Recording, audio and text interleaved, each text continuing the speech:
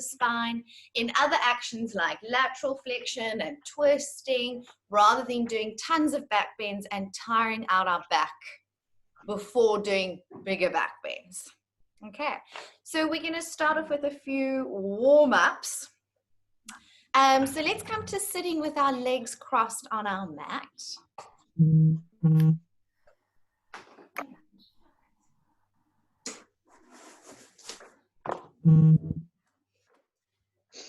Okie dokie, so just sitting in Sukhasana, easy cross-legged pose. Just take a moment to ground your hands onto the thighs or knees. If it feels more comfortable for you to sit on a block or a little bit of a support, please feel free to. Just take a moment to close your eyes and settle in. Connect with your breath.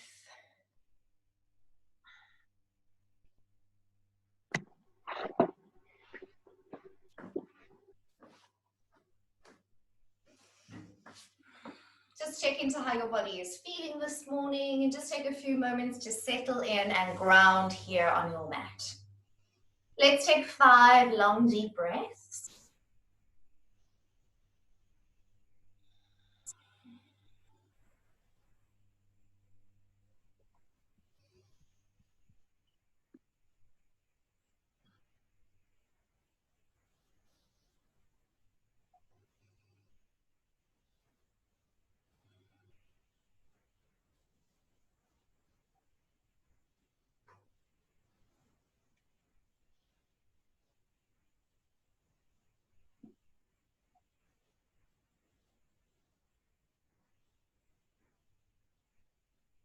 And then keeping your hands onto your knees, moving to a seated cat-cow. So round your back as you curl back off your sit bones. Just feel a little stretch between your shoulder blades and the upper back. And then come forwards to sitting upright, move into a little back bend, sitting forwards on your sit bones and drawing your elbows back towards your sides. And then exhale as you curl back. And inhale as you move forwards, lifting the chest, broadening across those collarbones, feeling the shoulder blades coming a little down and together. Exhale as we curl back. And inhale as you move forwards. Continue to flow with your rhythm of breath. Just feeling into the spine, feeling into your back, feeling into your shoulders. Doing anything that feels good just to help you to check in with your body and release into any tight spaces through these 2 movements. Go for 2 more rounds with your own breath.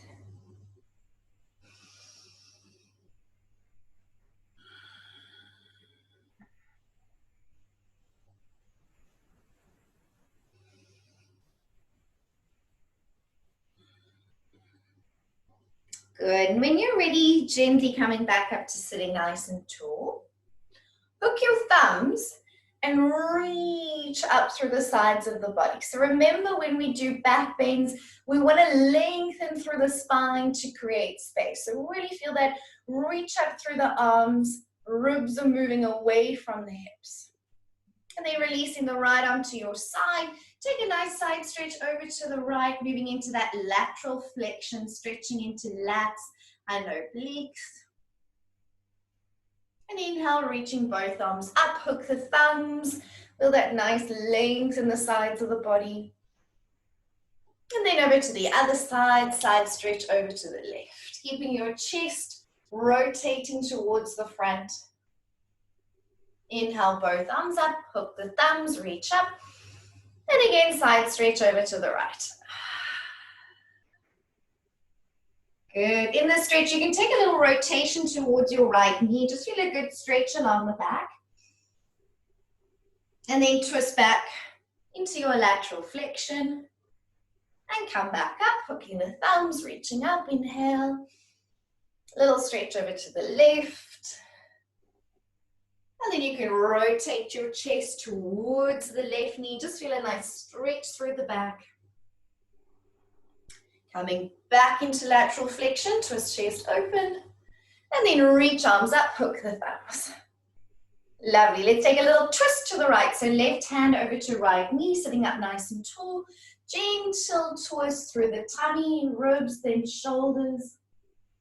Gazing back. Slowly we release. Inhale, both arms up. Hook the thumbs, feel that length. And then over to the other side, twisting over towards the left, sitting nice and tall. And gentle twist through the spine. Lastly, turning your head to look back. Good. Slowly we release, inhaling the arms up. Little cactus with the arms. Lift the chest. And then reach arms up. Exhale, little cactus. Feeling a little bit of movement into those shoulders and arms. Inhale up. Exhale, cactus.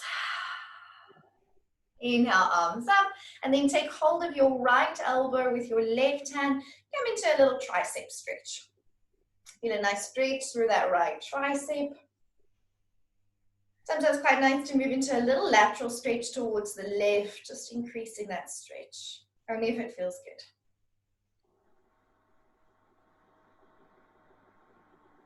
And then gently we release, holding onto your left elbow.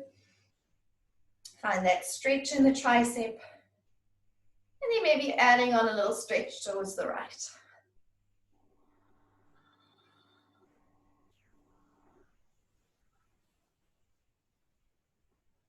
Coming back up, reaching up through those arms.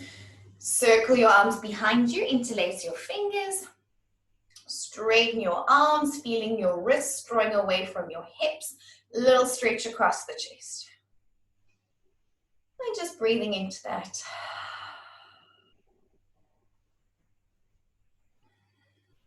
Inhale, a little lift in the chest. Maybe a gentle forward fold, taking those arms up a little bit higher.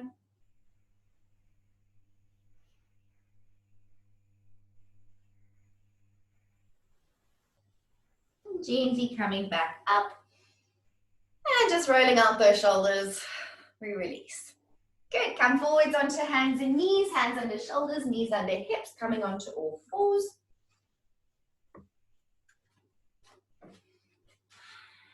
And moving through a few rounds of cat-cow. Inhale as you gaze up. A little lift in the chest. Glide your shoulder blades down. And as you exhale, round through the spine, push your hands into the mat. Feel a good stretch through your back muscles. Continue to move with your breath as we inhale, little arch. And exhale as you round. Keep moving with your breath.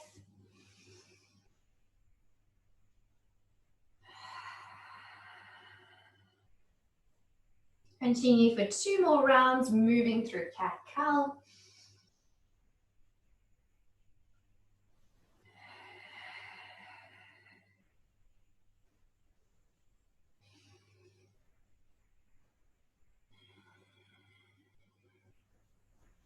And then slowly uncurling back into a neutral spine position.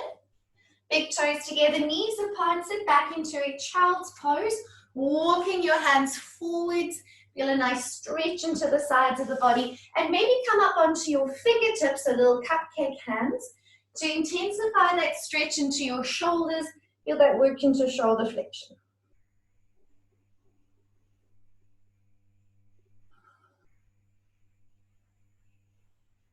Connect with your breath.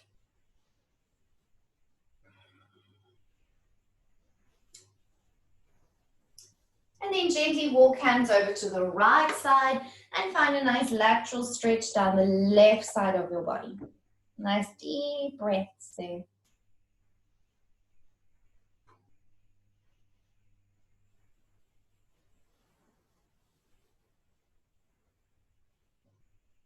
And then walk hands back past the center, over to the left side, lateral stretch through the right side of the body. Nice deep breaths.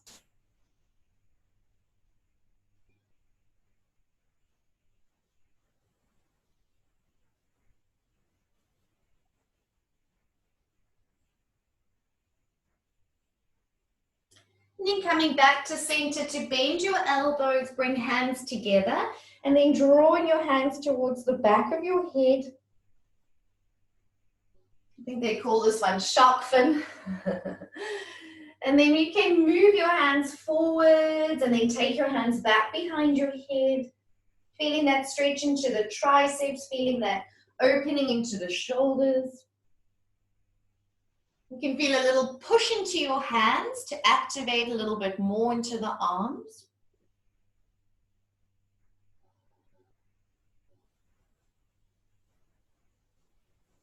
And then hold the stretch with your hands behind your head and see if you can wiggle your elbows a little bit further forwards. Deepening that stretch.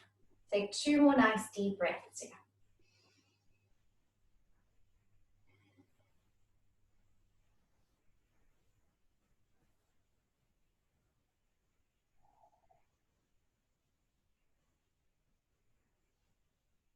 And then releasing your arms. Spread your fingers. Ground your hands shoulder distance apart and then press your hips up into downward facing dog. Take a few pedals of the feet in your downward dog or whatever feels good to ease into the first down dog of the day. Keep pushing through the hands, lifting hips up towards the ceiling.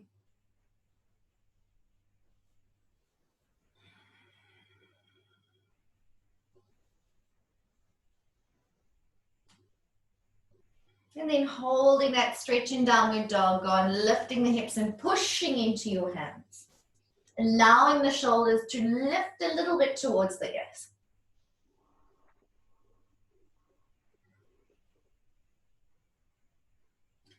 And option to walk, step, or jump between your hands.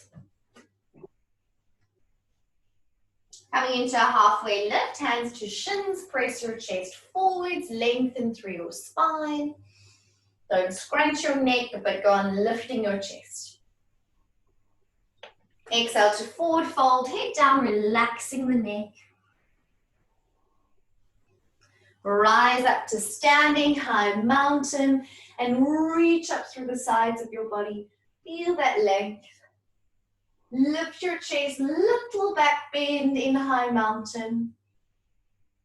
And then relaxing your arms to your sides, releasing shoulders.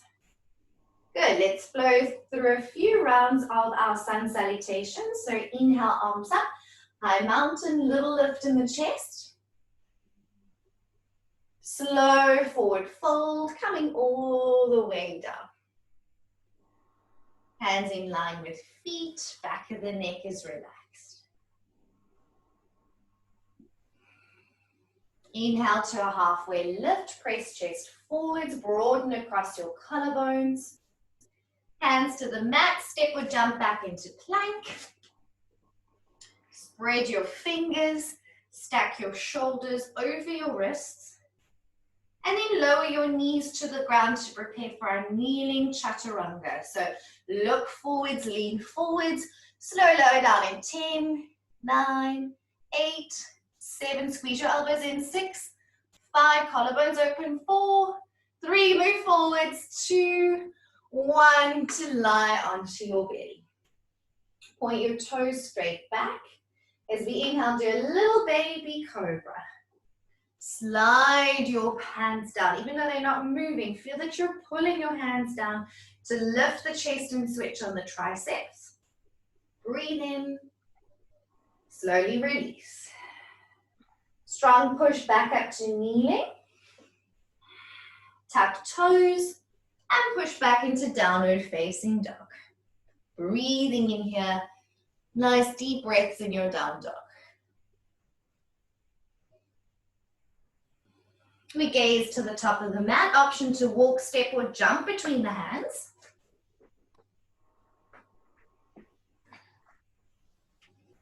Inhale, hands to shins, halfway lift, press chest forwards, lengthen the back of the neck. And exhale to forward fold, head down. Rising to standing, inhale, arms up, high mountain. Reaching up through the sides of your body. Little back bend by lifting the chest if that feels good. And then relaxing arms down to your sides, grounding back in Tadasana, mountain pose. We'll do one more round like this.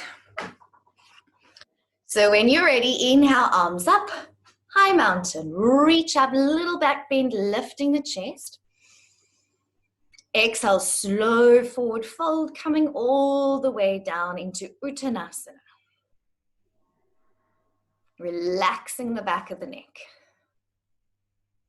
Good, moving into a halfway lift. Inhale, hands to shins, push chest forwards. Think of really working your shoulder blades down and pressing your chest forwards here. Hands to the mat. Taking a step or jump back into plank. Lowering knees to the mat, kneeling chaturanga. Look forwards, lean forwards, down in 10, 9, 8. As you lower, open your collarbones. Bring your shoulder blades towards one another. Squeeze your elbows in. Look forwards. Don't drop your head. Look forwards. All the way slowly down into your tummy. Nice control. Point the toes back as we inhale. Baby cobra. Curling your chest off the mat. Keeping the back of the neck long. Drawing shoulder blades down and together. Inhale.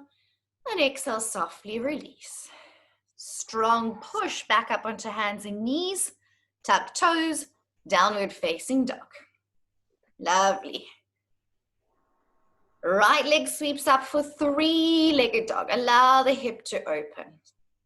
Bend the right knee and take your heel over towards the left sit bone, just to there so you can feel a nice opening in the hip. For those that really want to, you can flip over into a wild thing or just stay here if you're working with any shoulder, elbow, wrist niggles. Good, just feel a nice opening in the hips wherever you are. And we'll all meet back in three-legged dog. Right leg extends straight up to the ceiling. Big step forwards into a low lunge. Lower your left back knee to the ground. Low lunge with a back bend, Anjaneyasana. Inhale, reach both arms up. So now, hook your thumbs again. Feel that pulling up through the sides of your body. Drop your right hand down and take a side stretch over to the right. Inhale, arms up. Exhale, cactus your arms, little back bend. Inhale, arms up. Circle your hands behind you, interlace your fingers. Straighten your arms, little back bend. Good. Place your right hand onto your right knee. We're going to bend the back knee and catch hold of your foot for a quad stretch. So if you need to shuffle your back knee away more so that you're resting more on the thigh and not the kneecap, please do so. Good. Bend the left knee, catch hold of your left foot with your left hand. If you need extra knee padding, go for it. Feel a stretch into that thigh. Take 2 breaths here.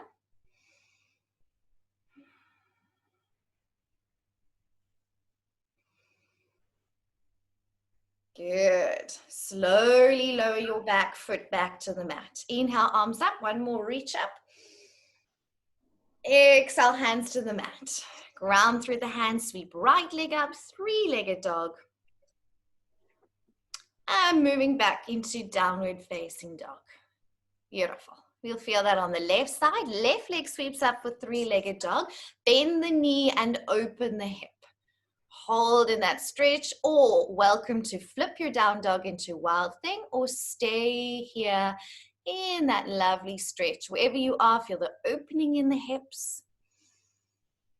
Then we meet back in three-legged dog, extending that left leg straight up. Big step forwards into a low lunge with the back bend. Ground your right knee, inhale, both arms sweep up. Hook your thumbs, reach up through the sides of the body, feel the length in the waist, and then lift your chest, little back bend. Good. Left hand releases to the ground, side stretch over to the left. Inhale, arms up. Reach up, feel that length. Exhale, cactus your arms, little back bend, open the chest. Inhale, reach arms up. Circle your hands behind you, interlace your fingers, inhale, straighten the arms, squeeze shoulder blades together, little back bend. Slowly release. Left hand can ground or left elbow on the thigh to catch hold of your back foot, gently bending the right knee. Make sure you're on the thigh and not resting too strongly on your kneecap. Shuffle if you need to. Find that stretch into the back quad and take 2 more deep breaths here.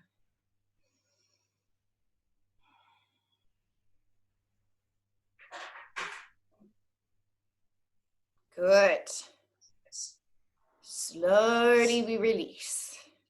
Ground, reach arms up, inhale, ground the back toes. 1 more little stretch up and back.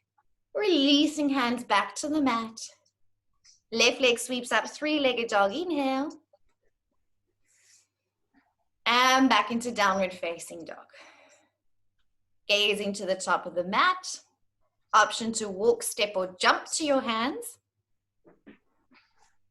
Inhale, halfway lift, press chest forwards. Exaggerate the little back bend action here. Forward fold, head down, relax the back of your neck. Rise up to standing, inhale, arms reach up.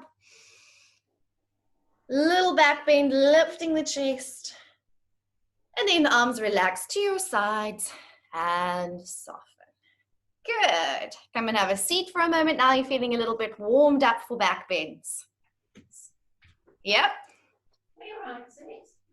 Okay, so we warmed up shoulders, stretched quads, warm spine. So our first pose we're going to do today while our bodies are nice and warmed up is upward facing dog on page 136. I will show you quickly so that you can do it while you're still nice and warm. So normally we bring in upward facing dog if you're doing a stronger, more advanced sun salutation. So we'll start with a little back bend in Hastasana and flow our way towards a chaturanga. So first option, you can come from a kneeling chaturanga onto your tummy. You'll bring your hands back. So your hands are in line with your ribs on the tops of your feet. And you're going to think of pulling your hips forward. So I'm going to actually drag myself forwards, right? So from here, notice how my feet are going to slide forwards into upward facing dog if you're coming from the floor. In up dog, it's very important to not sink into your shoulders, okay? You need to actively push your hands down into the mat. Think of drawing your chest through your arms and broadening across your collarbones. And then you can lower. Your second option would be to come from full chaturanga if your arms felt up for that. So if you're coming from full chaturanga, your hips don't touch the floor. You sweep forwards with your hips moving onto the tops of the toes, making sure that you're pushing down through your hands, lifting your chest and feel like you're pulling your chest through your arms. Okay. Your thighs are active and are off the floor for upward facing dog. We're trying to do it on the tops of the feet, but a modification would be to do it with your toes tucked. Okay? For me, it feels actually stronger in the lower back. Let's see how it feels for you. Emphasis to push down through the hands, squeeze shoulder blades together, lift your chest. And of course, don't throw your head back. Okay, should we give that a go? Mm-hmm. This is quite a strong back bend because we cannot help but dump into the lower back with this one. And that's why it's often not accessible for beginners right in the beginning. So let's come from Tadasana at the top of the mat. We'll flow our way there.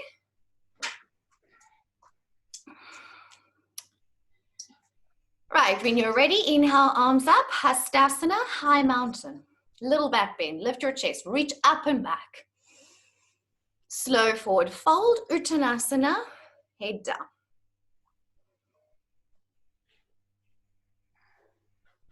Good, inhale to a halfway lift, press chest forwards. Open your chest, work those shoulder blades. Thank you. Hands to the mat, step or jump back into plank.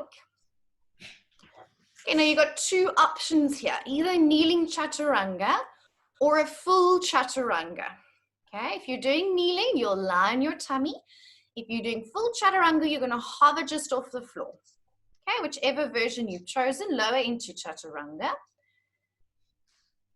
And then inhale, sweep your hips forwards, whether you're coming from the floor or chaturanga.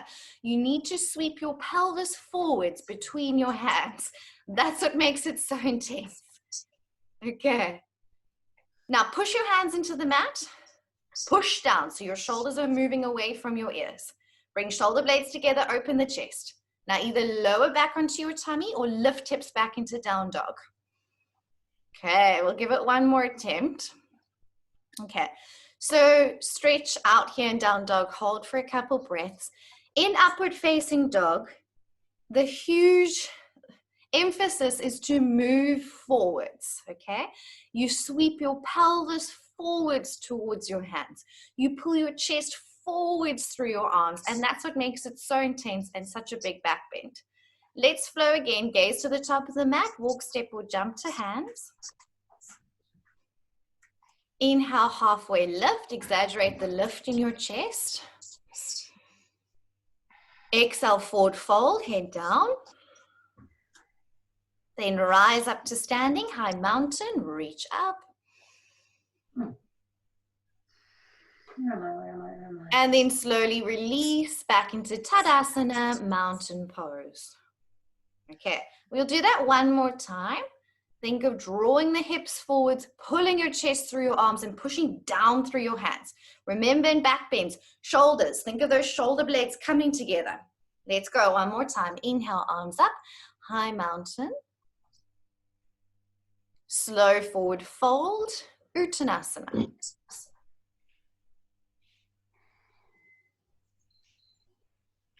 Breathing in for a halfway lift, hands to shins, push your chest forward, shoulder blades together, feel it here already, but don't scrunch your neck. Hands to the mat, walk or jump into plank.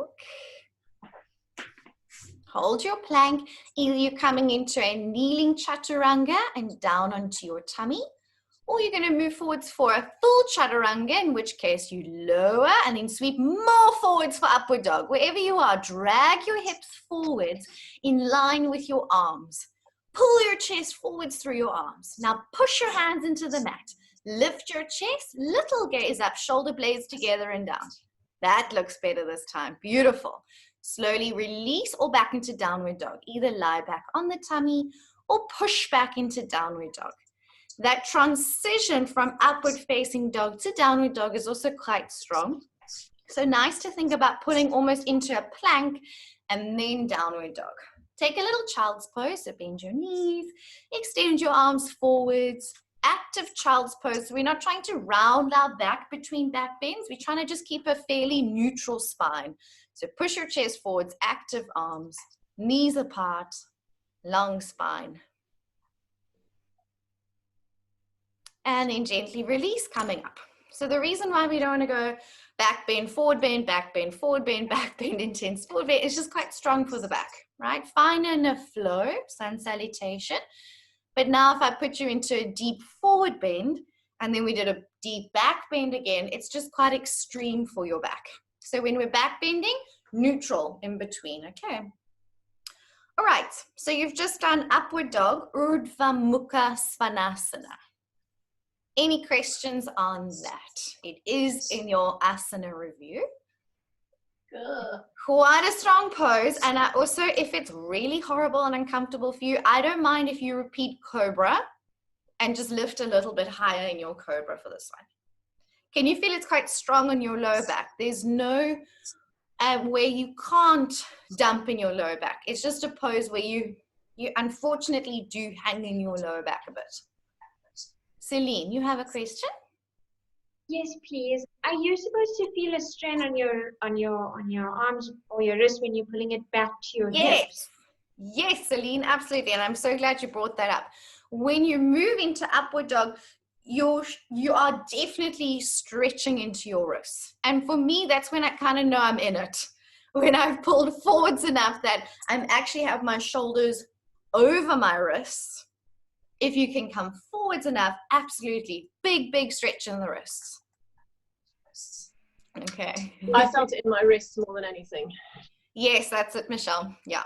So, of course, there's also a process of conditioning our wrists to be able to be in that stretch also with our weight on them. So, yes, it's a very wrist-intensive pose, and that is a big component of it. And you will feel your wrists, but it's okay because we need to get them used to being at that angle with a bit of load so that we can strengthen them in those positions a little bit more. Even though it is uncomfortable, it gets better, I promise.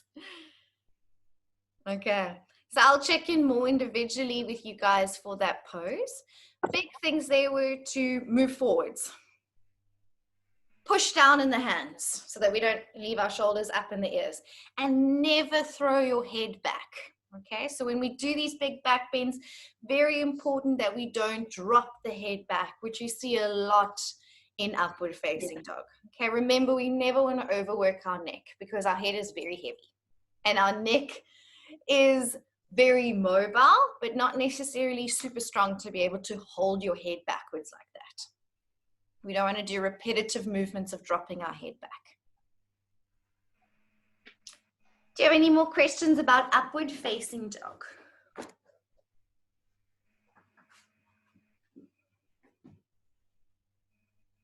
You felt it from the floor pushing up and then also flowing in a full sun salutation where you're doing a full chaturanga and then sweeping even more forwards into it. So it's quite a strong pose.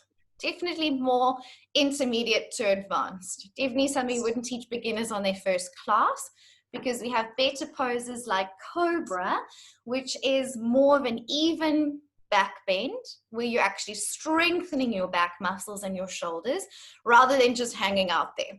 In this pose, you're not strengthening your back much. You're kind of just lying there in a back bend.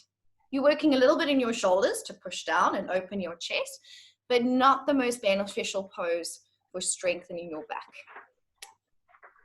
Would you agree? Yeah. Yeah.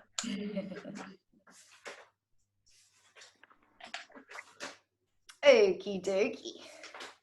So I'm going to focus firstly on the poses that are in your assessment, and then we'll see how our backs are feeling if you want to do more. Let's come into mermaid pose next. Okay, page 147. I'm just doing it in my own order, so it's a little bit progressive for you guys. So we call it mermaid when we've got our arms like this, right? That's kind of a modified version. It's an easier version, okay? Like half dances as opposed to full dances, right? Okay, this is your half dancers version of this pose. The full pose, which is this called Eka Pada Raja Kapotasana, one-legged king pigeon pose, is with both arms back and you're reaching back to hold your foot. We'll of course do it with a strap. If you have a strap or a band or a belt, please have one handy for this pose, because we'll try it in a few different ways. Okay. So if we look at the pose, and we've also done a little bit of it in our back bend sequence, what's going on in our front leg? What joint position is it in? External rotation. External rotation, absolutely. So we're going to feel stretches into glutes for the front leg. And then our back leg, what is the hip in, if we have an anatomical word for that? What do we call it when our leg goes behind us? Extension. Exactly. Extension. So our back leg is an extension, okay? And for a lot of back bends, our leg is going behind us and we're moving the hips into hip extension because we're moving backwards, right? All right. So first we'll do the mermaid version of this pose, and then we'll do it again using the strap. Okay, so we can just slowly move towards it. I will show you quick and then we'll do it all together again. So when we did the back bend sequence and we moved into pigeon, what was the most important thing about our knee placement moving into pigeon? Take it wide. Wide. Taking it wide. So as I move into my pigeon pose, my knee should be more on the outside of the wrist, right? So as I come into pigeon, can you see my knee is wider than the hip, and it's also much wider than my wrist, okay? Because I want to try and create as much surface area to balance on that I don't need my hands, okay? If your knee is more in the middle like this, you're just going to fall off to one side a lot, and it'll feel impossible, okay? So firstly, that is a huge key component coming into this pose. Your knee is wider than the hip, wider than your wrist. It's almost going to be touching the edge of your mat, or maybe even off your mat, okay? So very important to get that front knee wide, okay? Can you see I'm keeping my heel fairly close towards me? I'm not trying to bring it parallel to the front of the mat, because I would do that maybe if I was going for the hip stretch. But for this, I want it just to feel stable, because I want to be able to lift my hands off and balance. Okay. The other thing that really helps with that balance, what can I do with my back leg? Move it back. Correct. You want to shuffle your leg back. So as I come into pigeon, I actually lift my knee, slide back as much as possible, so that when I bend my back knee, I'm not like balancing on the top of my kneecap. You want to shuffle it back as much as possible, so you're resting on your thigh. Of course, that requires a little bit of stretch and flexibility of the back leg. So those are going to be the two main things. I don't want you to rush, okay? So that you have a stable base, that you can lift your hands. And only then are we going to reach one hand back for the foot. You have first an option to hold one hand on the inside, like dancer's pose. Try and make a stable base. Maybe this hand is still there to catch you, right? Option 2 would be to take both hands back. Quite a nice stretch. Option 3, we'll move into a mermaid. Okay, so useful tips getting that leg into mermaid. It's quite nice to think of sliding your hand down the shin. Okay, so maybe it starts by the ankle and you're drawing your heel closer towards your bum so that the elbow, your inner elbow, connects around your toes. Okay, then this hand needs to move towards your shoulder, because if it stays down here and you're reaching back for it, it's not going to help. So bring that hand towards your shoulder, and once you've got a stable base, you're trying to bite. So what am I doing with my spine when I'm in poses like back bends? What should we instruct? Lifting out through the spine. Absolutely. So I'm trying to still lengthen through my waist, because it creates space in a back bend. Okay. Also, a helpful activation is to lightly push down into your front shin to help you with a little bit of lift. Don't sink into the pose, but a little bit of push through the front shin helps you to lift the chest. Too much push might make you fall out of the pose. So in this one, it's quite complex. It's a balance of lifting and a little bit of a push, but at the same time staying quite grounded through your hips. Okay, so that activation is just to lift, but we want to try and keep the hips quite low. Does that make sense? It's a tricky one. Yeah, it's fun. Okay, let's give it a go. So coming into plank and then downward facing dog.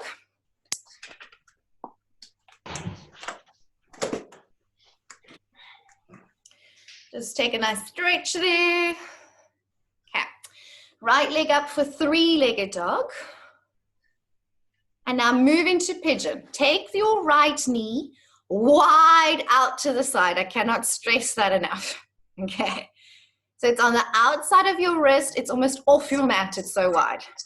Okay, now tuck your back toes. Slide your left knee back more. See how much you can slide your back leg away from you. See how that's brought your hips lower, right?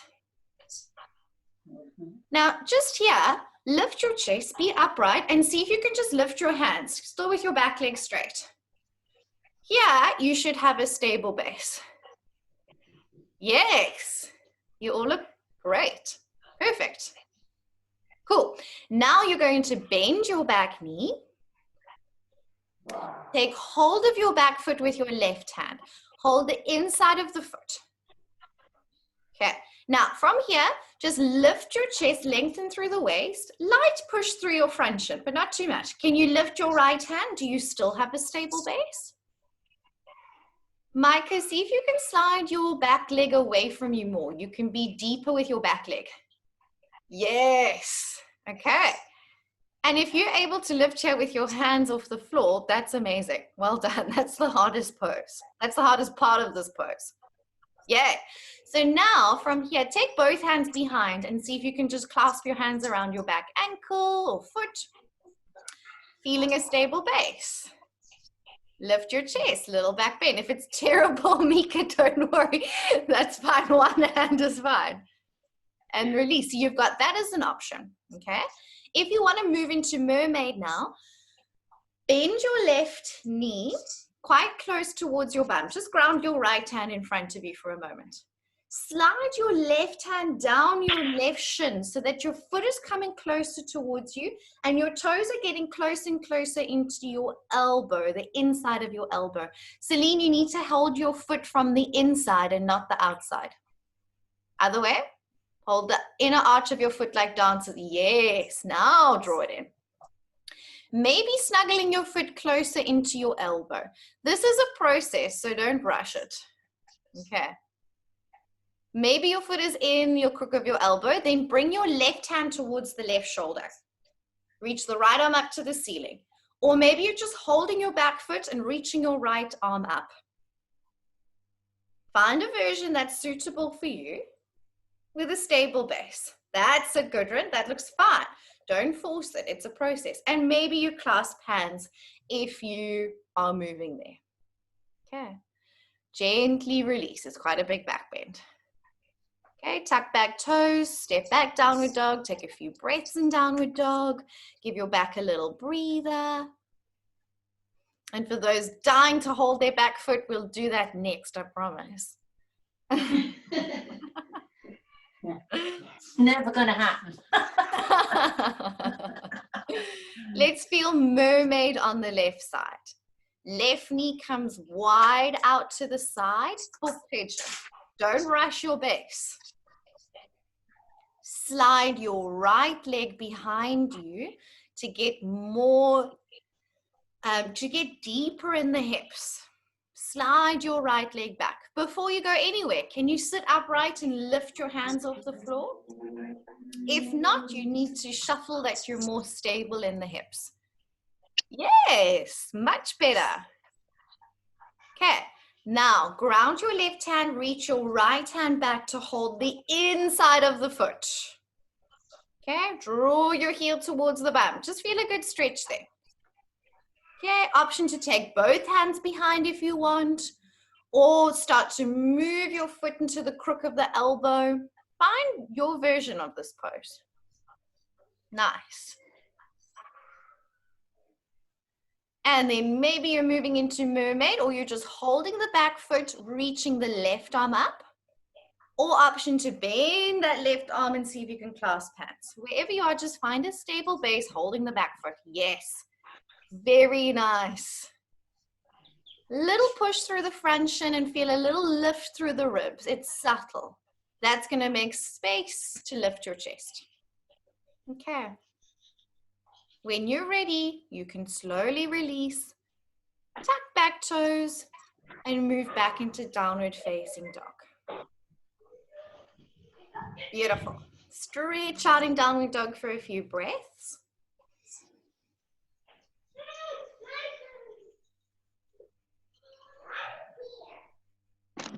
And then come down and release. So before we go any further, do you have any questions about the mermaid version of this pose? It really seemed like a lot of you found a much more stable base today.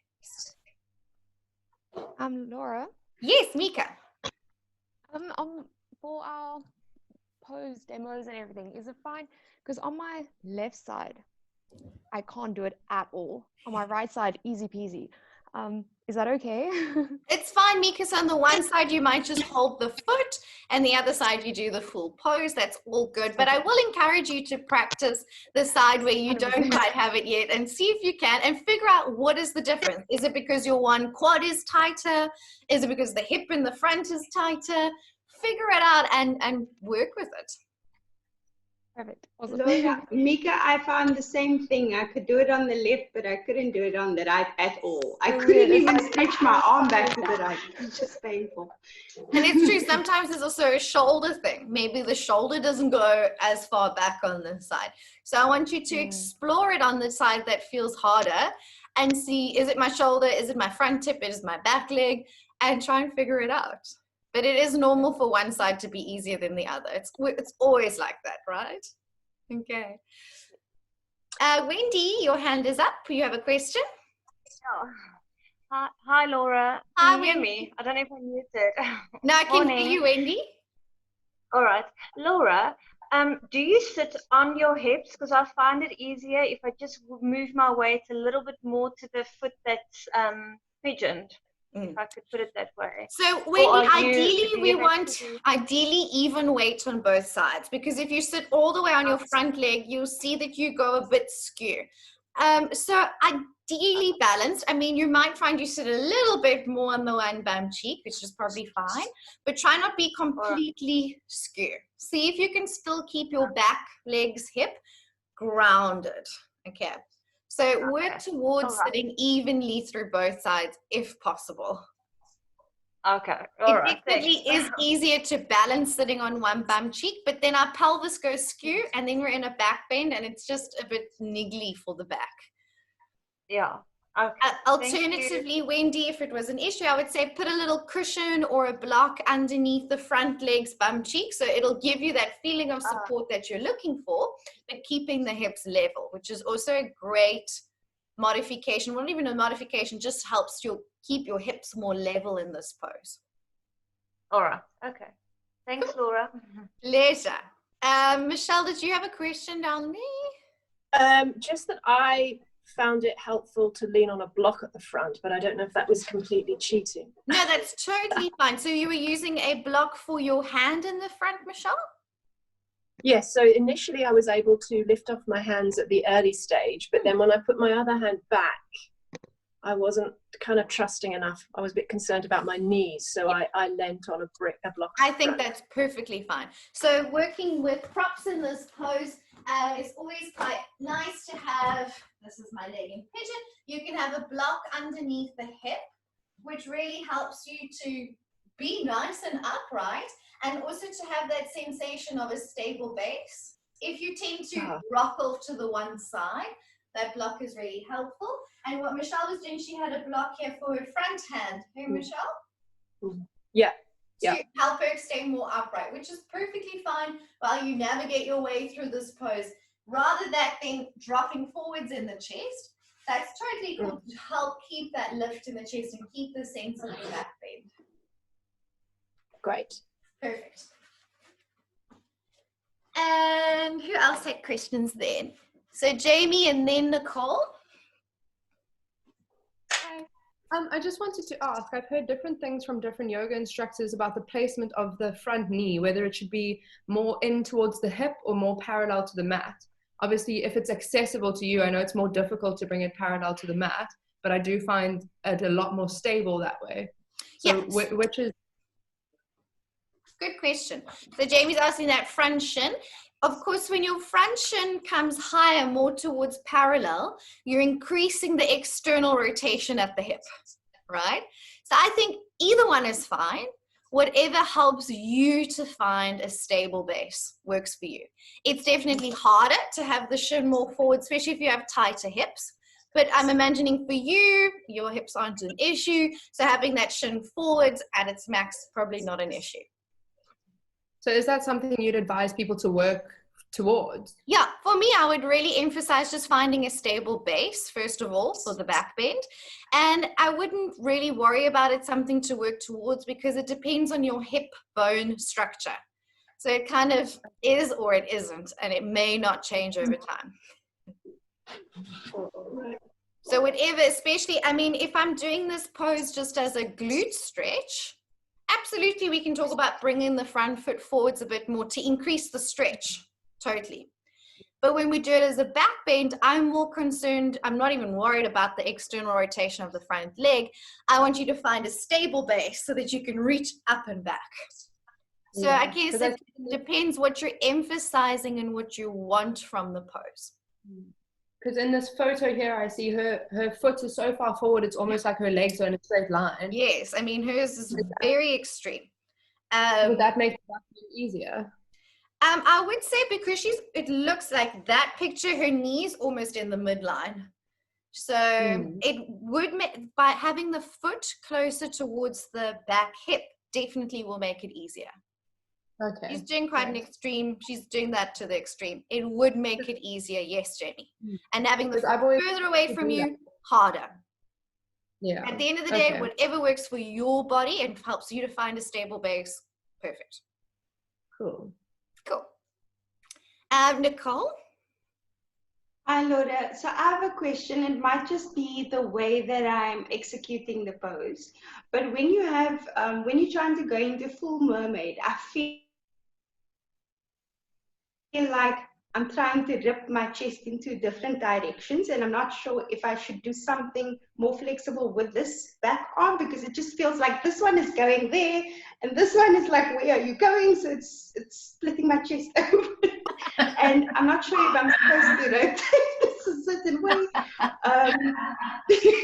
Yeah, good question, because we all look a little different. So when we move into mermaid, my chest is definitely going to turn a little bit to the side, okay?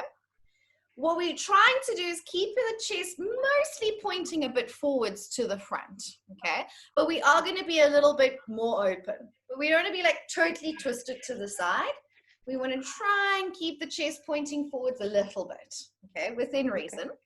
And then your top arm, so Nicole, if you bring your arm straight up, just like a tricep stretch, that's it.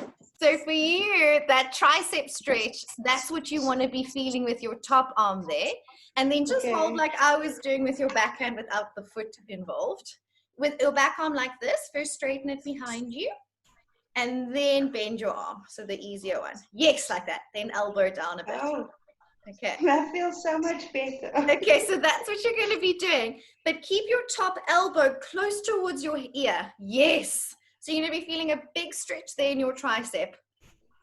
Yes. And don't let your arm move away from your ear, because then it's going to make it more challenging for your back arm. Yes. Okay, did that help? That feels so much better, because I did feel like, what is happening here? I'm clearly doing something wrong, but that feels so much better. Okay, there you are. Exactly like that. Thank you. Pleasure. Gary, did you have your hand up? Hi, Laura. You've just answered my question about the chest, which way I wasn't sure which way you need to be pointing, but you've just covered that. Yeah, so ideally chest pointing forwards, because remember, this is like a prep for the full version where our chest is pointing straight to the front. So even though mermaid, because this arm is back, we do have a little bit of sense of twist, but we're trying to be as centered within reason, within your own body stuff, but a little bit more pointing forwards. We don't want to be in like a huge twist and in a back bend. Yeah. Okay. Yeah. Alrighty.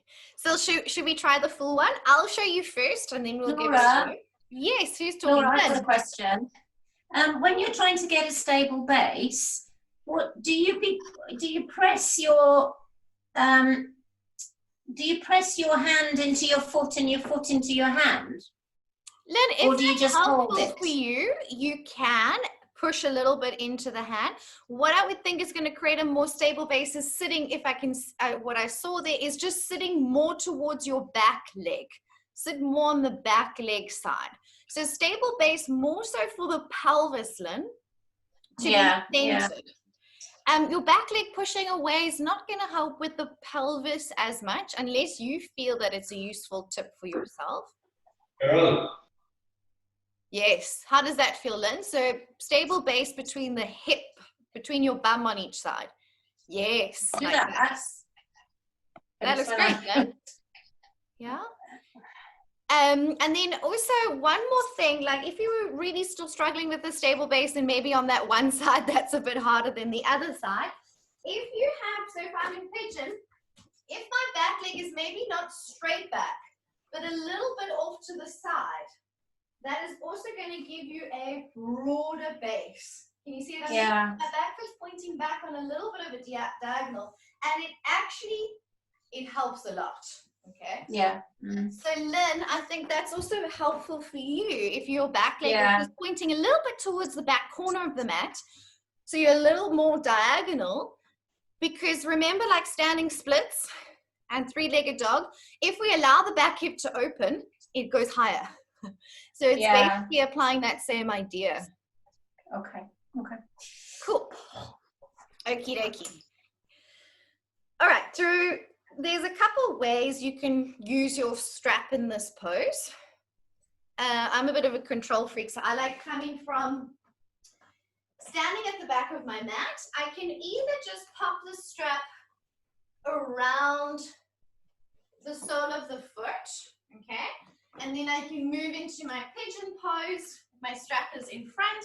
I quite like it. And then I can move in with the strap. Rather than, and it's just because I have control issues, then trying to fiddle putting your strap on here while you're balancing, it often is a little bit awkward. So if you can find a way to pop your strap on and then move into the pose, this is often how I teach it, then my strap is already here and all I have to do is bend my back knee. Okay. Anything is fine. So you can have your strap like this. Remember last night I showed you the strap sandal? So the strap sandal is when you have a loop in your belt. You can try both and see what you like. I pop it over my, the tight. I place the strap over my ankle. Okay, that's over the ankle. And then I can thread it between my big toe and second toe. Okay. So that it doesn't slip off, which is also really nice. So you can practice either one of those.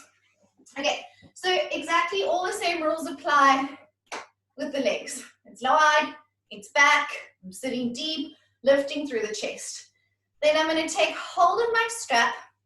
My palm is going to turn outwards like this. So my thumb's facing towards me, almost like you're serving a tray, right? Which will prep you for doing it without the strap later on. I hold the strap and I'm going to circle my elbow up into shoulder flexion, okay? And at that point, if you need more slack with your strap, you must take it, okay? You're trying to, of course, from here, take both hands up. So this is why mermaid is a prep, so that you've got your stable base, and take both hands behind you. Okay, now in this pose, the activation of what we're doing in our back is so important, okay? If I sit into my back, I'm literally not going to be able to go backwards. What you need to do here is to really lift in the chest to create space, and that is going to give me the space to move back.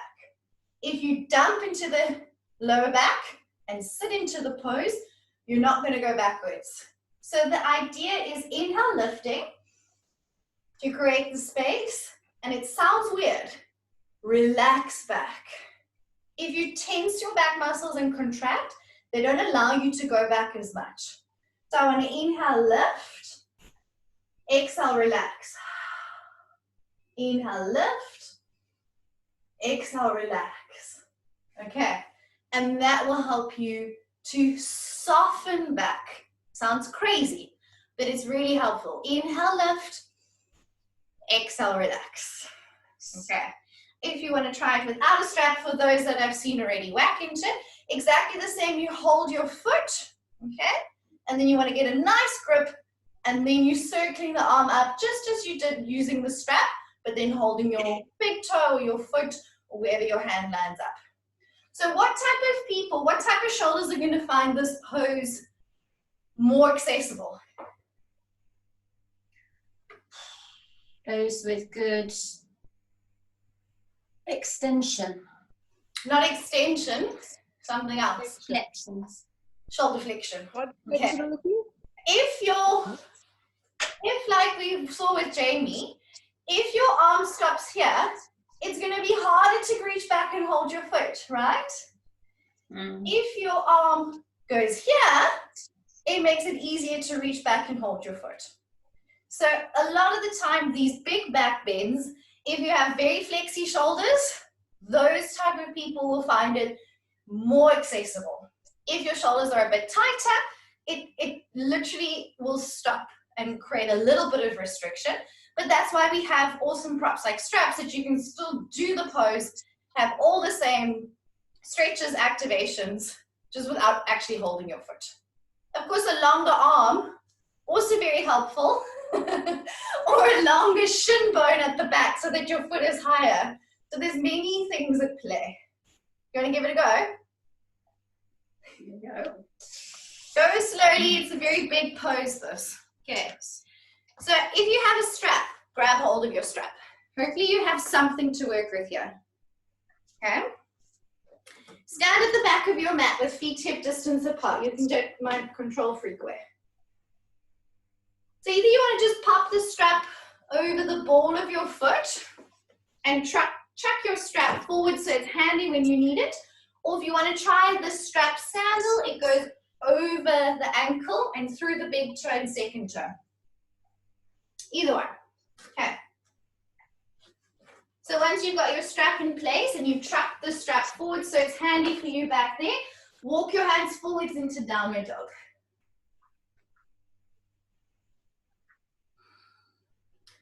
So if you strapped your left foot, bring your right leg into pigeon. If you strapped your right foot, your left foot goes into pigeon. So whatever foot is not strapped goes into pigeon pose.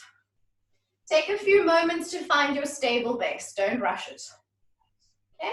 Is your knee wide? Have you slid back on your back leg? Do you want to put a block under your bum cheek, which would be really nice at this point?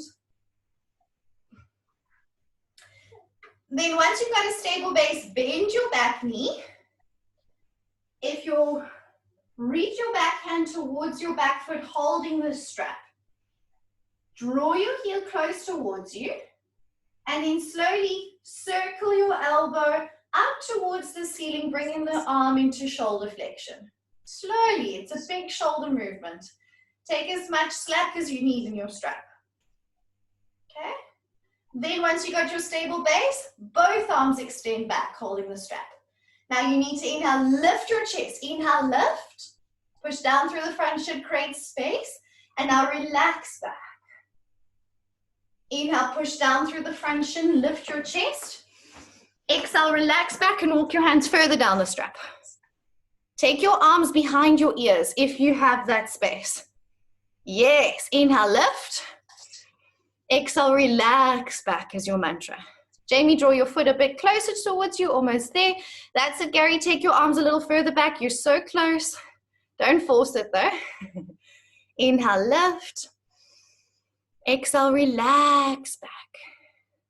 Roxy, draw your heel closer towards you. Bring your foot towards your bum. Yes.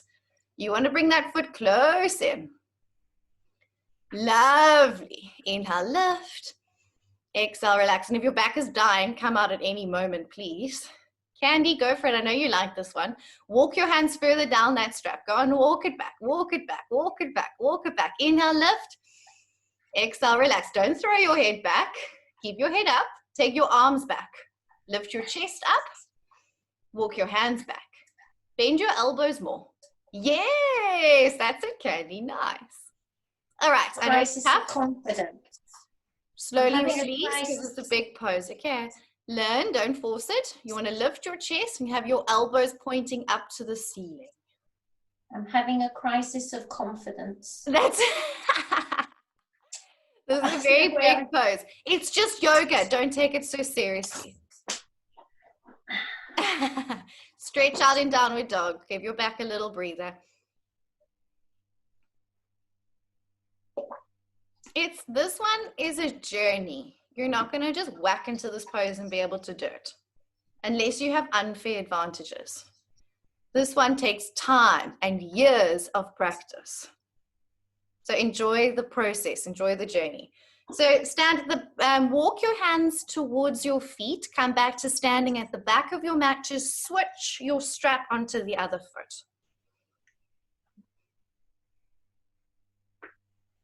Okay. And then when you're ready, chuck your strap forwards and walk back into downward facing dog.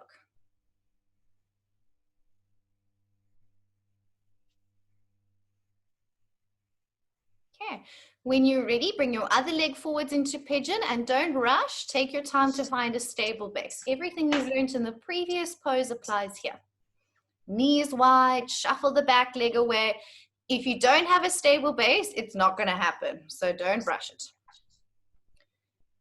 Bend your back knee. Make sure you can balance here without your hands. Do all your checks. Nice, Desi. Nice stable base. Perfect. And then you're reaching back for your strap and circling your arm up towards the ceiling. When you feel like you've got a stable base, maybe then you take both arms back. Or learn just one arm up. One arm. Let's start with one arm at a time. Okay. And now you begin the relaxation back. Inhale to push down through the front shin, lift your chest. Then exhale, relax back and walk your hands further down the strap. That's it, Gary. You're so close. It's going to happen for you one of these days. You've got one more step back. Don't rush. Inhale, lift your chest, rise up, create the space, lift, lift, lift, and then lean back. Yes, Wilma, you're also so close, Gary. You're just about holding your foot. Wilma, you're so close. Just bend your back knee more. Yes. Inhale, lift. Exhale, relax it back. That's it. That's it. Nice, Micah. Beautiful. That's it, Mika. I can see this is the comfortable side. No. You've got a much more grounded base this side, though. It looks great. Nice, Chloe. Shinchi's just showing off. I'll get her to show you just now. Renee, see if you can shuffle your back knee further away from you. Be wider in your base. Your back knee's gone a little bit off to the side there. Yes, push it away. Okay, whenever you're ready, release out of that. That looks great, Wendy. That's it, Lynn. Now that elbow, lift the arm that's holding the strap up to the ceiling. Yes, there you are. Perfect. Yes, look at that. All right, let's release, stretch out in downward dog for a couple breaths. Yes, Jamie. How would you get to grab the foot if you're not using the strap, like one day? So I don't think it's one day for you. I think it's probably be quite accessible. So Jamie, exactly the same how we did it with the strap, how you circled your hand back like you're holding a tray. Okay, I'm going to cue you through it. Circle back. Yes, but you need to have your palm flipped up towards the ceiling. Yes, take hold of your inner arch of foot or your big toe. Socks are great. Hold your sock and then circle your elbow up towards the ceiling. So it's going to be a big shoulder movement. Yes, just like that, just like that. You've got it. You did it. Socks are awesome in this. And you did it. Okay, so you can feel it's that like serving tray action, and socks are nice because it gives you a bit of space, not that you needed it. How'd that feel? Good, but tough. It's hectic. It's very hectic. And Jamie could do that. Why? What have we seen in Jamie's body that helps her with big back bends? Hips. She also has those shoulders. Shoulders. She has a big range of shoulder flexion. Her arm can go behind her ear. That's what makes it more accessible. Arms going behind ears in shoulder flexion. Yes. Good. And then it may differ from side to side. Okay. Very big pose. Don't stress about it. It's one you want to work slowly over time. Okay. I've got one more back bend for you guys. How are we doing?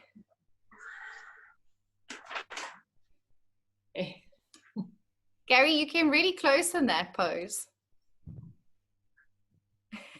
Could you all feel the inhale lift And exhale, relaxing back. That is my tip of the day for this pose. If you tense up, you're not going to go back, right? The more you can soften your back muscles, it seems crazy, the more you go back. Belinda? So when you say relax into it, it's not dumping down. No. It's the lifting up and just, is it relaxing the top of your, yes. shoulder? Yeah. So exactly, Belinda. So we're lengthening up, and then there's a sense of just trying not to tense your back, but leaning back. Yes, and relaxing the top of the back. And trying just not to, like, if you super tense, it restricts your range of movement. So if you inhale, lengthen, and then actually it's like almost like a weird surrendering back. And kind of you have to let go a little bit into it. It seems crazy, but it definitely helps. So explore. Nicole, and then we'll come to you, Michelle. I found that the lengthening and then relaxing back did allow me to move further back with the strap. However, I don't know, it's because I have short arms. It just felt like I was never getting to the foot. So every time I lengthened and relaxed, I felt myself moving a little further back, but I wasn't getting to the foot. That's okay, Nicole. Most of us feel that way. So that is perfectly fine. As I say, it's a journey back there. Yeah. This is an advanced pose. So it's not going to happen overnight. This is something, yeah. And you might find, because you like me, our arms aren't terribly long, so it's harder. And if your shoulders are a little bit tighter, we may always use a strap, and that's also perfectly fine. Okay. There's no difference to doing it without a strap and with a strap, because you're doing the exact same pose. It's just those that, Sinchi, can you do the pose for us, please? Like you've been doing it. She's done this 4 times now, I'm making her do it again. Look at her proportions. Hi. Okay, she's obviously a dancer, so they're strange. Look at her beautiful long back shin back there. So when she bends her back knee, her foot is really quite high, right? Look at her look how open her shoulder is as she circled that arm up. And beautiful long arms, long legs. She's not even back bending that much to go there. And then she's going to go all the way back and put her head on her foot because it feels nice for her. Okay, yay. Oh. It's just also long limbs. Different body types move differently. Thank you. Awesome. Cute. Different body types are going to have different experiences in the pose. We'll see when she balances on her hands in handstands if all that flexibility is still helpful. Maybe, maybe not. Okay, so everybody is different. Some will find back bends more comfortable and accessible because of the way that their bone structure is. Where sometimes if your arms are maybe a little bit stiffer and tighter, you may balance upside down really well because you've got more stability. So pros and cons to everything. With those with their flexy shoulders, when they go balancing upside down on their hands, they're going to be waving around like this because their arms are very flexible. They're going to have to build a lot more strength. So all of us having different experiences in the pose. And that's perfectly fine because that's the journey of yoga. Hey? And being happy with wherever you are. It's perfect. Okay. One more back bend and then we'll take a little breather before we do some lying down poses. Our last back bend of the day today is full wheel. Okay. On page 146. Urdhva Dhanurasana. Upward bow. Or most of us call it full wheel pose. Again, this pose, on page 146. Belinda? Is it an assessment, this one? If it's accessible for you, you can do it. Otherwise, you hold bridge, or if you want to pop up into this, cool. It is given as an option in your assessment, but not that you have to be able to do it. This pose is strongly dictated by your shoulders. Okay. Yeah. Pretty much is everything in this pose. Is shoulders, shoulders, shoulders. Okay, so it's a bit of a process. I will show you first, and then there's quite a lot of discussion around it. Okay, I'll show you first so we can get an idea. So, first of all, bridge pose is the exact same legs of this pose. Okay, so it's same actions as you did in bridge. You had your feet underneath your knees. You're going to press your hips up. When we place our hands for full wheel, our fingers are pointing towards our shoulders. Okay. It's also okay if your elbows go wide out to the sides like this, because it might help you get more movement from your shoulders. Okay. Otherwise, you could keep your elbows in as well. Any version is fine. Okay. Then from here, I'm going to push up. Now, for some of us, you may need to pop very lightly onto your head to adjust your hands and then push up into wheel. Okay. If my shoulders are tighter, I'm going to be more like this. Can you see? What do you think is stretching more? Your wrists. Wrists, exactly. If my shoulders are very open, it's going to look like this. Okay. What we want is to try and find an even arc through the whole spine. So we're looking kind of at the top of the body for an even rainbow kind of shape. Okay. So if your shoulders are a bit tighter, it's a very nasty pose on your wrists. Because as you can see for me, I pushed more towards the leg side, right? For those with very open shoulders, they're going to push more towards the shoulder side, and maybe they walk their feet in a bit. Either version is fine. What we're trying to find is that nice, even arc. Very useful tip in this pose, especially if your shoulders are a little bit tighter, is going up onto the balls of the feet. Okay? So when I'm in the pose, if I go up onto my toes, it helps to really take it out of the lower back. Helps to get more of an even arch in the spine rather than heels down and being here. Lifting the toes helps a lot. Okay, so I want you all to feel, you don't have to go into this pose, especially if your back is tired or wrists or arms or anything are going on. Very strong on the wrists, shoulders, so take it easy. But do try go onto the balls of your feet if you are doing this pose.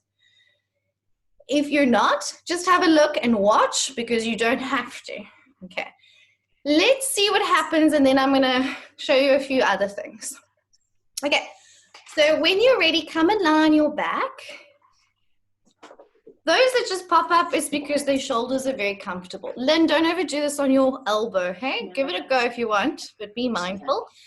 Also, if you're working with wrist niggles, please be mindful, Cynthia. Okay. Place your hands pointing to your shoulders. And then let's see what happens. Push up. Maybe you need to lightly pop onto your head to adjust your hands. That's it, Nicole B. So a little step in between can be very helpful. If you're up, go onto the balls of your feet. Feel how it takes it out of your lower back and gives you a bit more space. Nicole B, start with your hands wider and your elbows feeling quite wide. Then lightly pop to the top of your head, and then you can adjust your hands there. See how it goes? No pressure. Same for you, Renee. Yes, that's it. And then push to straighten the arms. That's it. Don't force it. That's all good. Okay, if you've been up, slowly bend your arms, bring the back of your head down, and roll back onto the mat. Okay.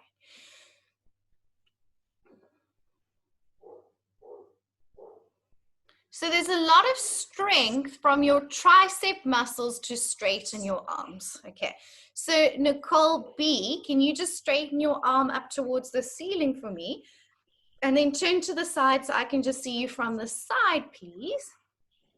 Ah, okay, so there's no problem in your shoulders. Nicole B, do you want to tell me how that's feeling?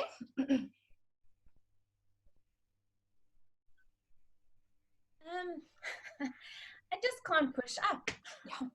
So for you, I think it's a bit of a strength thing because your shoulders are quite mobile. So if you feel like it's just quite a tricky thing to push up, it might be building more strength in your tricep muscles. If we were all in the studio right now, I would also get you, you would lie down and hold onto my ankles. So it takes the wrist stretch component out of it, which is a really cool adjustment.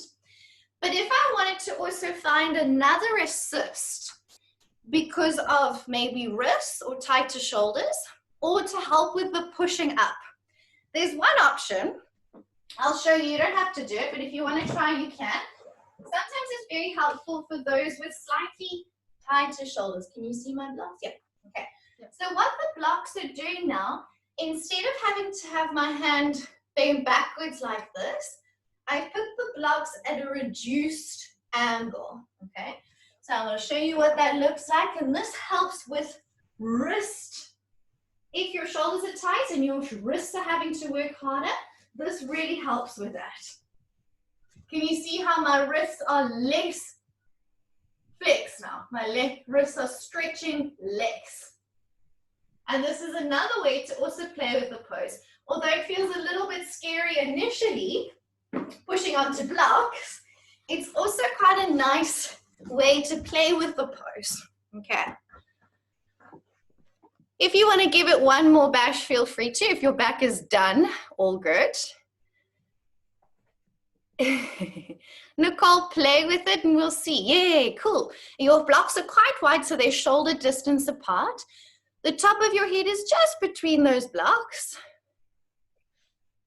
Good. If you want to go again, cool. If you're done, just lie or sit in a neutral spine. Okay, Nicole, and then you're going to push into those blocks, lift the hips a little bit. It's going to feel a little strange, but you're going to think of pushing your hands away. And now push the blocks away. So just explore it, Nicole. I think it'll come in time. I think it's a bit of a strength thing and just like what's going on with my body. Not sore in any way. No. That's okay. It's completely normal. I'm surprised that a lot of you are lifting up into this pose. Okay, so play with it. You don't have to be able to push up into full wheel in your assessment. It's just an optional pose. Please lie flat on your back for a moment. Bend your knees and windscreen wiper your knees from side to side. If anyone has questions, please feel free to ask. Nicole. Laura, is it important to squeeze your thighs together in this pose? Good question, Nicole. No. So a lot of the time we hear in this pose, keep your knees pointing forwards. But we know our hips lift higher if we allow a bit of external rotation. So if it feels better for you to let your knees open a bit and even your feet turn out slightly, it's totally fine. Okay, because I've always heard them say, squeeze your thighs together. And I didn't understand the reason why, because it's hard. Again, it's kind of like a look thing. They're trying to keep your knees and hips in one straight line.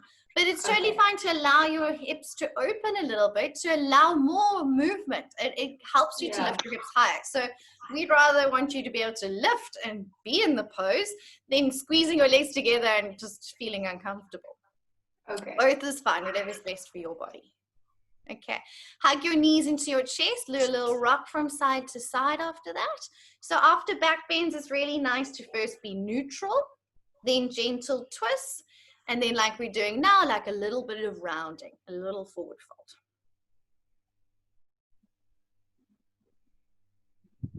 Okay.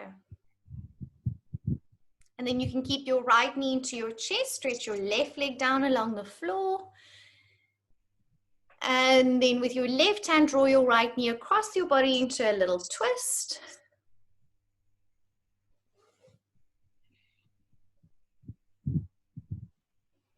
Take a few breaths there, just relax into it, nice and soft. And when you're ready, you can do that on the other side.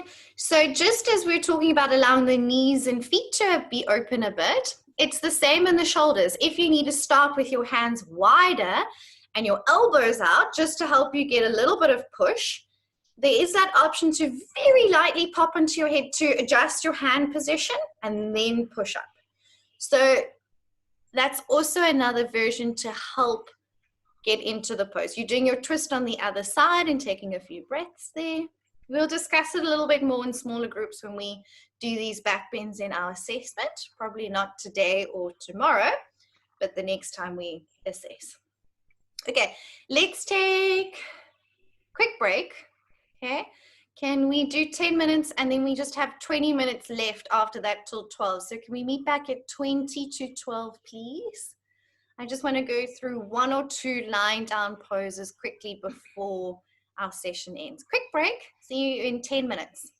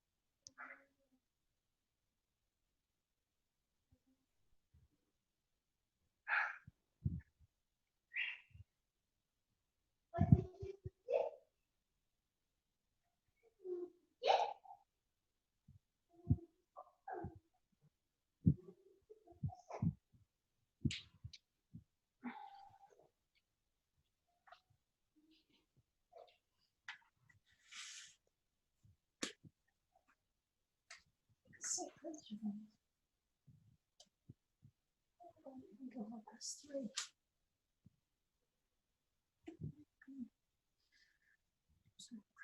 that one time.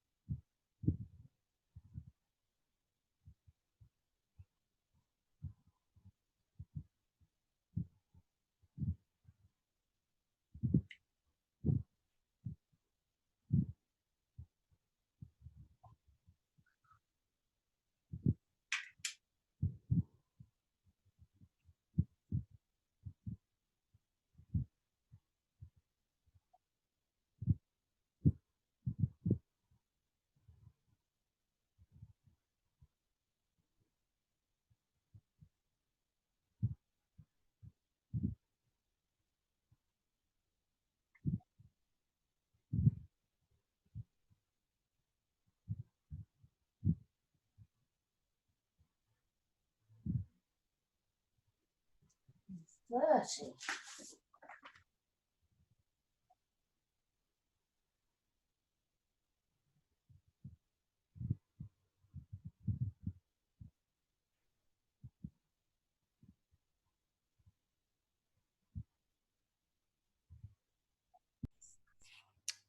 All right, so on page 100, you have Supta Padangusthasana, our lying down hamstring stretch.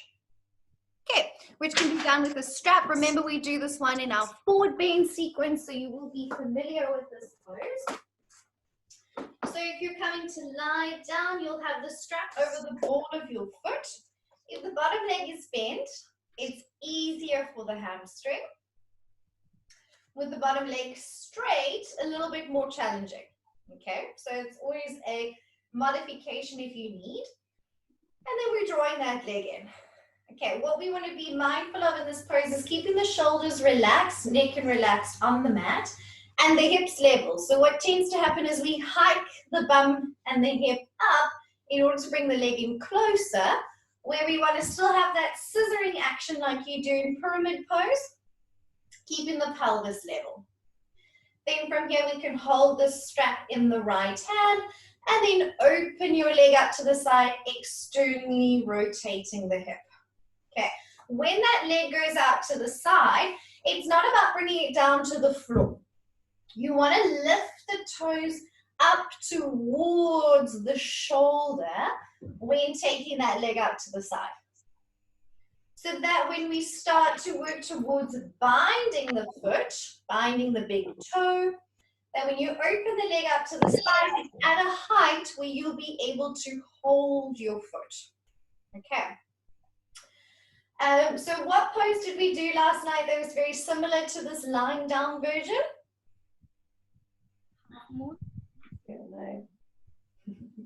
When we stood and we bound our big toe and we balanced on the bottom foot and then we opened it up to the side. Remember?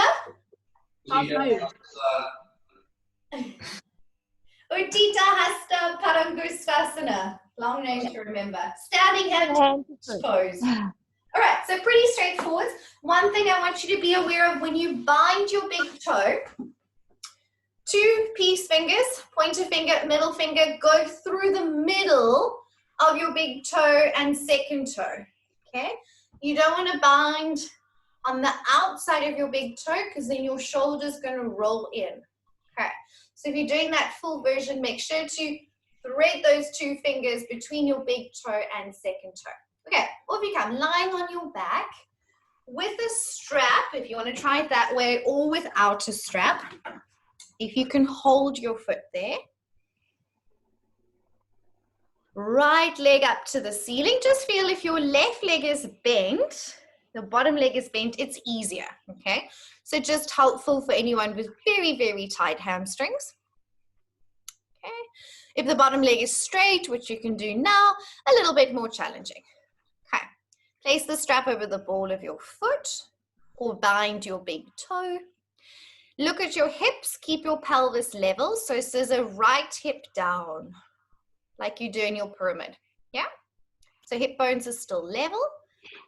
And then you're straightening that leg as much as possible to feel stretch in the hamstring. Now, if you are binding your toe, make sure you haven't yanked your arm out the socket. Keep both shoulder blades on the mat, neck relaxed. When we take the leg out to the side, turn your foot out to the side. So you externally rotate from the hip, right? Take your leg out to the side and then up towards your right shoulder. It doesn't rest on the floor. It comes up towards your ear. Yes. And you're trying to keep your opposite hip, your left hip, towards the floor. If it lifts a little bit, that's fine. So it's natural hips. But you don't want your whole left hip to lift off the mat. Okay, it's still grounding you a bit. Come back to center. You could also take this leg across your body like we do in the twist sequence and twist your right leg over towards the left side. So take hold of the strap in your left hand, right arm out to the side, twisting that leg, and now you could go all the way to the floor if you wanted a really big twist. So that twisted version is useful when we're teaching big poses in twists. Okay, come back to center to swap legs. Place your strap into the left foot or bind your left big toe, 2 fingers threading between big toe and second toe. Make sure your hips are level and your shoulders are still resting back on the mat and there's no tension in your neck. Bottom leg is straight. Now keep your bottom foot active. Flex your foot, toes up to the ceiling, and lightly press your right thigh down. So your bottom leg is still engaged. Feeling stretch and hamstring for the left leg. Flex your toes back towards you. Then externally rotate the leg as you open it out to the side and draw your toes up towards your left ear. Yes, it goes out to the side and up. Good. Still pressing lightly down through the right thigh. And it's quite a useful tip here to take your right heel slightly off to the right side of the mat to counterbalance you if you really struggled with pelvis being balanced and stable there. Come back to center, then change hands. So take hold of your foot or your strap in your right hand and twist your leg over towards the right side. Nice if you were prepping for revolved half moon pose or revolved triangle pose, or maybe even side crow with your legs splitting out to the sides. Your bottom foot will roll with you in that twisted version, so the bottom foot will roll off to the side as well. Come back to center and release. Pretty straightforward. Keeping the hips level, arms in their sockets, active straight legs. Any questions? Laura, do you have your arms bent with your elbows on the floor or straight? I think, Lynn, whatever you wanted from the pose. If you just wanted a good stretch, I'd say bent, elbows on the floor is more relaxing. But if you're working towards a pose where you need to hold your foot, then I would say straight arms and work towards reaching and holding the foot. So again, depends what you're doing it for. Okay, got you. Both are fine. Okay. Laura. So Mika, and then we'll come to you, Belinda. I struggle with my ITB on the right side. So as soon as my leg straightens, it's like that burning in my knee. Is it okay if I micro bend my right leg just slightly in these stretches? Of course, Okay, cool. always. So then you can actually access your hamstring, which is what we want. Yeah. Absolutely. Perfect. And I'm sure you know what to do with that ITB. Yes. It's whether I do it or not, though. Belinda? A question, are you holding the strap with both hands or is one hand on the ground to stabilize you while you take it? So when your leg goes out to the side, Belinda, you're definitely holding with one hand, same hand as foot. Your other arm is out to the side and you're opening it out. Absolutely. And when your leg is straight, you can also then hold with both hands if you want, like Lynn was doing. Or also one hand, which you would be doing if you were holding the foot with your hand in the bind. But when the leg goes out to the side, it's useful to have the opposite arm to the side just to keep you more balanced, to kind of counterbalance you. Nicole? Laura, I find that when the closer I move my straight leg towards my ear or shoulder, my arm bends. Yes. And I think coming back to Lynn's question, should we then rather extend the arm straight and keep the leg at that angle, or is it okay to, if you're pushing it more towards the ear, is it okay for it to bend? It's okay to bend your arm. Are you using the strap, Nicole? No. Okay, so you're holding your foot. So it's quite nice if you find that you can actually hold, I quite like to, my leg goes out to the side, hold the baby toe side of your foot, because then it's holding a little bit higher up, keeping that arm in. A little bend is okay, Nicole, but both is totally fine. Again, it depends what you're doing the pose for. Like if you're doing this pose to really get into your inner thigh muscles because you need a pose, you're prepping for a big pose like that, then bend the arm because you want to feel that stretch. But if you're doing a pose where you want that arm to be straight, maybe you're doing it in side plank or something like that, then emphasize a straight arm. But both versions are fine. It always comes down to, okay, what are you doing the pose for? Helps to answer a lot of the questions. Okay. Alrighty. Can we move to our next pose? Any other questions with that? We will do that one in your assessment. Pretty straightforward though. Okay, so let's turn to page 102 and we'll do figure 4, lying on our back, Sukhiyandrasana. No one calls it that. We all just say figure 4. And happy baby pose. We'll do both lying down just because we're a little bit short on time.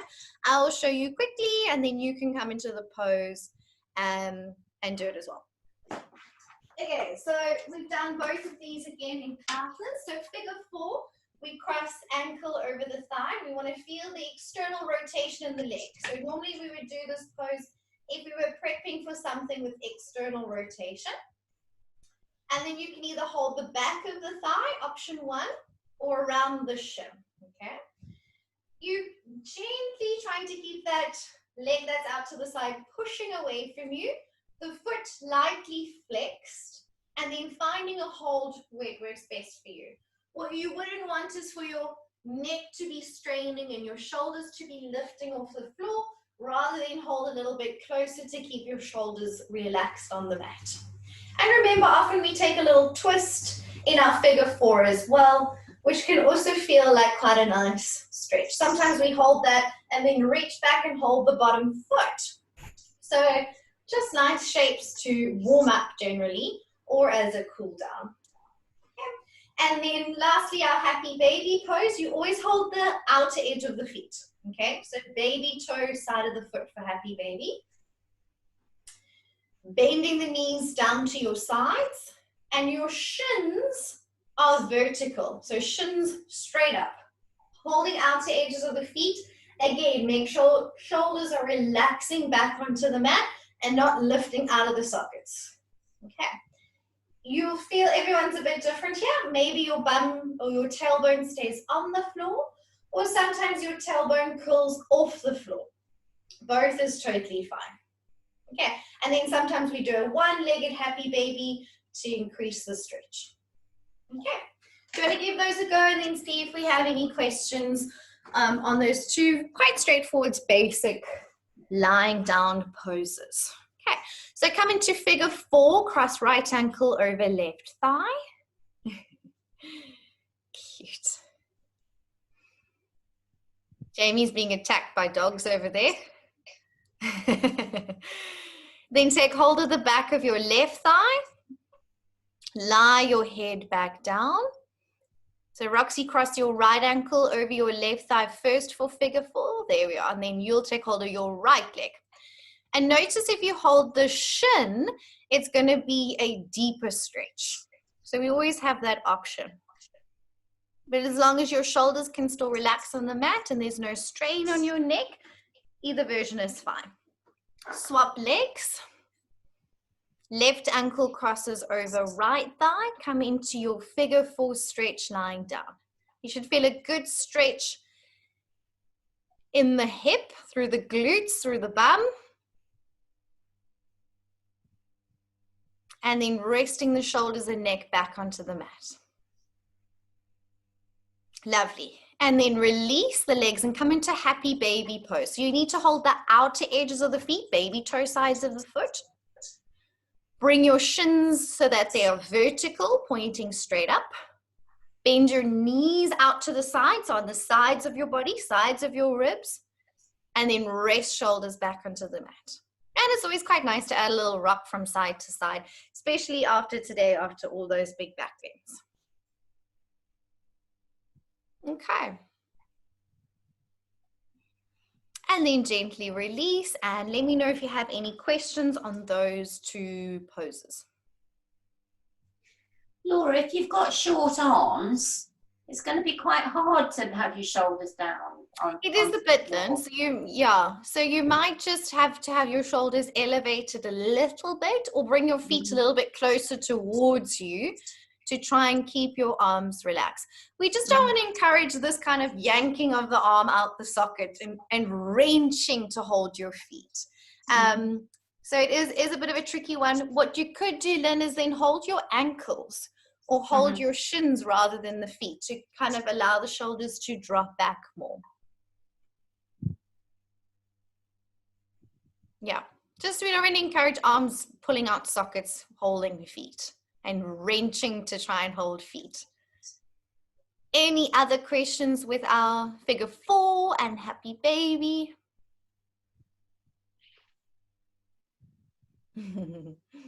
Okay, quite nice poses those. Great for warm up, great for cool downs. I'm going to show you one more pose, seeing as we've got 5 minutes. On page 99, this is not in your assessment, but I think it's a really cool prep pose that's not often taught. Page 99, it's called Anatasana. If you were teaching a pose where you're taking your leg out to the side, maybe like side plank and opening your leg out to the side, or your Tita Hasta Parangustasana, the standing balance and holding the foot. We do that action quite a lot. And this is a lovely prep pose to do that in. So what's really nice to try this pose for stability is to have your foot against the wall. Your elbow is bent, and you want your elbow in line with your shoulder, in line with your hip, in line with your bottom foot, all in one straight line. And then you're taking hold of the foot or the big toe, and it's actually quite a tricky balance to balance here on the side of your hip. But this is a lovely lying down prep pose for other poses where you would do this in. So give it a go just for fun. If you have a wall to put your bottom foot on, it is nice. Otherwise, just in your middle of your mat. Lie down so that your elbow and arm are in line with your shoulder. Your shoulder's in line with your hip and your bottom foot. So you're lying in a nice dead straight line.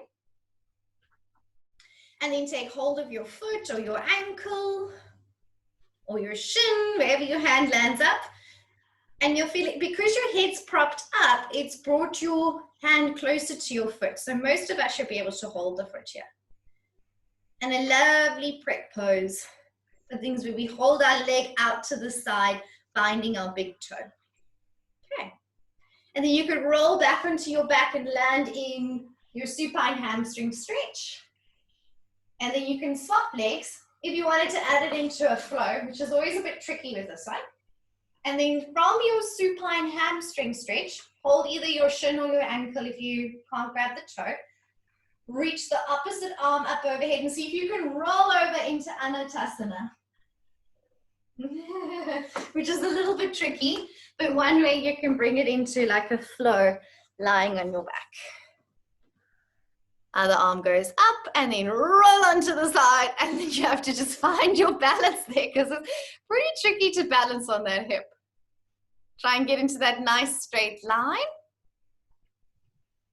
Good. And then slowly release. Nice pose here. Okay. Just thought I'd share that one with you because soon you'll be drawing up your own little sequences and choosing your own prep poses. And if your pose requires external rotation with your leg out to the side like this, it's a lovely prep pose. Okay, so any questions about anything we've done today?